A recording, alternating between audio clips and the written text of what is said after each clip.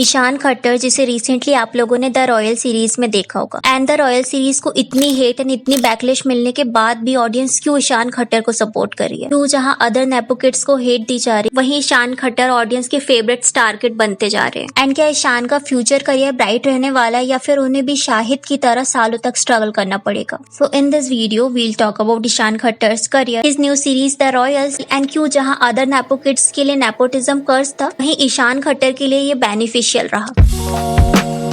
ईशान का बर्थ 1 नवंबर 1995 में हुआ था एंड वो शाहिद कपूर के हाफ ब्रदर हैं। तो ईशान ने अपने करियर की शुरुआत 2005 की मूवी लाइफ हो तो ऐसी में किया था, जिसमें लीड रोल में उनके ब्रदर शाहिद कपूर थे एंड ईशान चाइल्ड आर्टिस्ट थे। उसके बाद 2016 में उन्होंने उड़ता पंजाब मूवी में as a assistant director work किया एंड 2017 की मूवी हाफ विडो में भी उन्होंने असिस्टेंट डायरेक्टर का वर्क किया। एक्टिंग में उन्होंने अपना डेब्यू 2017 की मूवी बियॉन्ड द क्लाउड से किया, जो कि OTT में रिलीज हुई थी और इससे ऑडियंस का मिक्स रिव्यू मिला था। इस मूवी में इंपॉर्टेंट सोशल इश्यूज के बारे में डिस्कस किया गया था, बट काफी सारी ऑडियंस को ये मूवी रश्ड एंड कंफ्यूजिंग लगी। सो 2018 में ईशान ने धड़क मूवी करी, जिसमें उनके अपोजिट जानवी कपूर थी एंड ये मूवी 2016 की मराठी मूवी सैराट का रीमेक थी, जिस वजह से ऑडियंस ने इस मूवी को काफी पसंद किया। ठीक से क्यों नहीं देख रहे हो? चोटी बांध के आई थी, मल्टी कलर पहन के आई, येलो सलवार कमीज में आई है और बाल खुले छोड़े हैं। कितना ठीक से देखा। 41 करोड़ के बजट की बनी इस मूवी ने 110 करोड़ का बॉक्स ऑफिस कलेक्शन किया। हालांकि इस मूवी से सिर्फ जानवी को अप्रिशिएशन मिला क्योंकि उनकी PR ने जानवी की हाइप क्रिएट करी थी, बट ईशान के करियर में इस मूवी से कोई भी बेनिफिट नहीं हुआ। फिर 2020 में ईशान की खाली पीली मूवी आई, जो कि फ्लॉप थी। 2021 में उन्होंने American film don't look up में कैमियो किया। उसके बाद 2022 में उनकी फोन बूथ मूवी आती है, जिसमें उनके अपोजिट सिद्धार्थ चतुर्वेदी एंड कटरीना कैफ थी। पावर्स हमें क्यों मिली?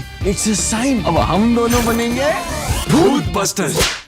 बट ये मूवी भी फ्लॉप थी। फिर 2023 में उन्होंने 2 मूवी करी, विच इज फोर्सा, जो कि वामिका गाब्बी के साथ थी एंड ये शॉर्ट मूवी थी, एंड सेकंड उनकी पिप्पा मूवी थी, जो कि मृणाल ठाकुर के साथ थी। एंड पिप्पा मूवी को ऑडियंस ने मिक्स रिव्यू दिया। इस मूवी में 1971 की वार को पोर्ट्रे किया गया था एंड ऑडियंस का कहना था कि इस मूवी को और भी ज्यादा ब्यूटीफुली शो किया जा सकता था। पाकिस्तान को हराने की लड़ाई नहीं, पाकिस्तान के 6 करोड़ लोगों की आजादी दिलवाने की लड़ाई। तो 2023 के बाद ईशान की कोई भी मूवी नहीं आई एंड मूवी के अलावा ईशान ने कुछ वेब सीरीज भी करी है। जैसे 2020 में उन्होंने अ सूटेबल बॉय किया, 2024 में उन्होंने द परफेक्ट कपल किया एंड रिसेंटली 2025 में उनकी द रॉयल सीरीज आई है, जिसमें उन्होंने प्रिंस अविराज सिंह महाराज का रोल प्ले किया है। आप लोग चाहते हैं कि हम रॉयल्टी का नमूना बन जाएं। एंड इस सीरीज की जो स्टोरी लाइन है वो इतनी इम्प्रेसिव नहीं है। एंड अगर हम एक्टिंग की बात करें तो ईशान ने काफी अच्छा एक्ट किया है। हालांकि मोस्टली सीरीज में वो शर्टलेस रहते हैं, but he looks hot. But अगर हम एक्टिंग वाइज भूमि की बात करें तो भूमि का जो परफॉर्मेंस है वो अच्छा नहीं है। आप लोगों ने अगर स्टार्टिंग की मूवीज में भूमि का परफॉर्मेंस देखा होगा तो आपको पता होगा कि भूमि एक अच्छी एक्टर थी, बट जैसे जैसे वो मूवी करती गई उनकी एक्टिंग में एक ड्रास्टिक चेंज देखने को मिला है। द रॉयल सीरीज में उन्होंने काफी ओवर एक्टिंग करी एंड उनके जो इम्प्रेशन है वो बहुत ब्लैंक लग रहे हैं। इनफैक्ट उनका जो लिप मूवमेंट है ना, वो भी प्रॉपर नहीं है। इस महाराजा को दिखाते हैं who really rules the world। 3 दिन में तुम्हारा राज तिलक है। ऑल्सो सीरीज में उनकी ईशान के साथ जो केमिस्ट्री है वो भी अच्छी नहीं लग रही। इनफैक्ट ईशान की नौरा के साथ बेटर केमिस्ट्री लग रही है। अफेयर्स का कोई फ्यूचर नहीं होता, हमारा है। एंड मोस्टली ऑडियंस ने द रॉयल सीरीज एंड भूमि की एक्टिंग को तो ट्रोल किया, बट ईशान की एक्टिंग के लिए उन्हें प्रेज किया गया। एंड ये सीरीज भले ही ऑडियंस को पसंद नहीं आ रही है एंड भले ही यूट्यूबर या क्रिटिक्स इसे ट्रोल कर रही है, बट इस ट्रोलिंग के चक्कर में ना इस सीरीज की नेगेटिव पब्लिसिटी हो रही है, जिस वजह से ऑडियंस ना चाहते हुए भी इसे देख रही है। रिमेम्बर कॉल मी वे के टाइम भी उस सीरीज की स्टोरी लाइन अच्छी नहीं थी एंड अनन्या को भी काफी ट्रोल किया गया, बट एट द एंड ये ट्रोलिंग अनन्या के लिए बेनिफिशियल रही। एंड इसी सीरीज के बाद अनन्या फेमस भी हुई है, ऑडियंस ने उन्हें अप्रिशिएट भी किया था एंड उनके एक स्ट्रॉन्ग फैन बेस बन गए थे। अब फैन बेस में कुछ PR भी है, बट रियल फैन भी बने हैं। वैसे ही द रॉयल सीरीज के साथ हो रहा है, क्योंकि नेगेटिव हो या पॉजिटिव, पब्लिसिटी तो पब्लिसिटी होती है, राइट। एंड ये सीरीज ईशान के करियर के लिए बेनिफिशियल भी हो सकती है। तो अगर हम ईशान का करियर ग्राफ देखें तो ईशान ने अपने पूरे करियर में 6 मूवी एंड 3 सीरीज करी है, जिसमें मोस्टली मूवी उनकी फ्लॉप या मिक्स रिव्यू रहे हैं, क्योंकि या तो उनकी मूवी स्मॉल बजट होती थी या तो फिर ईशान की फैन फॉलोइंग नहीं थी। But over the year Ishaan का हमें ग्लो अप देखने को मिला है। उन्होंने अपनी फिटनेस पे फोकस किया है, 6 पैक ऐप भी बनाए हैं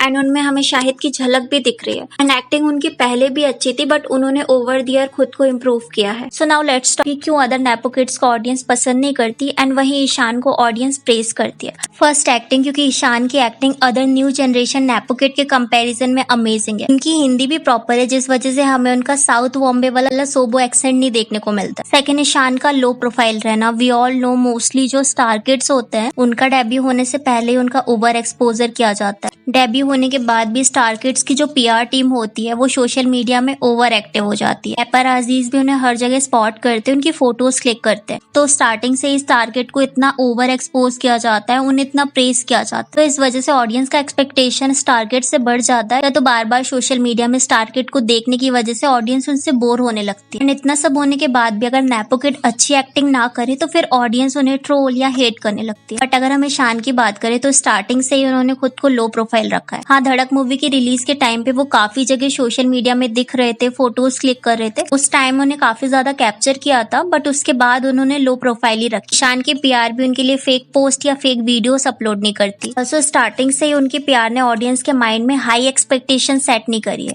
और ज्यादा सोशल मीडिया में ना दिखने की वजह से ऑडियंस उनके बारे में जानना चाहती है। प्लस एक्टिंग भी ईशान की अच्छी है तो ऑडियंस ऑटोमेटिकली उन्हें प्रेस करने लगती है। also, जैसे अदर नेपो किड्स को बैक टू बैक अपॉर्चुनिटीज मिलती है, बिग बजट की मूवीज या रोल मिलते हैं, वैसे ईशान के साथ नहीं हुआ। देखा जाए तो ईशान खट्टर ने जानवी कपूर के साथ साथ डेब्यू किया था, बट जहां जानवी कपूर ने 10 से 12 मूवी करी है एंड 3-4 मूवी उनकी पेंडिंग में है, वहीं ईशान ने 6 मूवी करी है और उसमें से भी एक शॉर्ट फिल्म है। तो ये जो छोटी छोटी चीजें हैं वो ऑडियंस के माइंड में ईशान को डिजर्विंग दिखाती है एंड ऑडियंस चाहती है कि ईशान और भी ज्यादा मूवी में वर्क करे। एंड एक रीजन और है ऑडियंस का ईशान को पसंद करने का, वो है शाहिद कपूर। शाहिद कपूर ईशान के हाफ ब्रदर है एंड ऑडियंस को ईशान में एक यंग शाहिद की झलक दिखती है, क्योंकि शाहिद भी नेपो किड थे बट उनमें वो पोटेंशियल था। उनकी एक्टिंग भी अमेजिंग थी और उन्होंने बॉलीवुड में बहुत स्ट्रगल किया है। उन्होंने बैकअप डांसर से स्टार्ट किया था एंड इतने सालों तक स्ट्रगल करने के बाद अभी भी बॉलीवुड में उन्हें वो पहचान नहीं मिली। कितने सालों तक तो उनकी मूवीज फ्लॉप होती रही, काफी सालों के बाद उनकी कबीर सिंह सुपर हिट हुई। तो वैसी एक्सपेक्टेशन ऑडियंस को ईशान से भी। So we all know nepo kids में भी पार्शियलिटी होती है, जहाँ बिग स्टार के चिल्ड्रन को हाइप दिया जाता है, मूवीज दी जाती है, वहीं जो स्मॉल एक्टर या अनपॉपुलर एक्टर होते हैं उनके बच्चों को काम नहीं मिलता, उन्हें स्ट्रगल करना पड़ता है। एंड शाहिद एंड ईशान इसी का एग्जाम्पल है। ऑफकोर्स शाहिद भी प्रिविलेज है एंड हम ये डिनाई भी नहीं कर सकते कि ईशान शाहिद से ज्यादा प्रिविलेज है, बट आज के टाइम सिर्फ उन्हीं नेपो किड्स को प्रायोरिटी दी जाती है जो कि करण जौहर के गैंग में शामिल। अदरवाइज अदर नेपो किड्स को काम तो मिलता है बट उन्हें भी एक अच्छी मूवी पाने के लिए या बिग बजट की मूवी पाने के लिए स्ट्रगल करना पड़ता है। अब ये स्ट्रगल आउटसाइडर के जितना तो नहीं होता है बट ये स्ट्रगल होता है। ईशान को इतने सालों तक जो हाइप नहीं मिली थी अब वो उन्हें रॉयल सीरीज की वजह से मिल रही है and may be the royal series के बाद उन्हें बॉलीवुड में अच्छी अपॉर्चुनिटी मिली। एंड अगर ईशान की पीआर टीम ने अच्छे से वर्क किया और उनका अगर स्क्रिप्ट सिलेक्शन अच्छा रहा, एक्टिंग भी, तो ऑफ कोर्स वो इजीली बॉलीवुड में सर्वाइव कर पाएंगे एंड फ्यूचर जनरेशन के टॉप एक्टर की लिस्ट में भी आ सकते हैं। एंड ऑडियंस की ईशान को प्रेज करने से हमें ये भी समझ आता है कि ऑडियंस नेपो किड्स को ब्लाइंडली हेट नहीं करती या उन्हें ऐसे ही ट्रोल नहीं करती, बल्कि अगर कोई स्टार किड जेन्युइन होता है या उनकी एक्टिंग अच्छी होती है तो ऑडियंस उन्हें प्रेज करती है।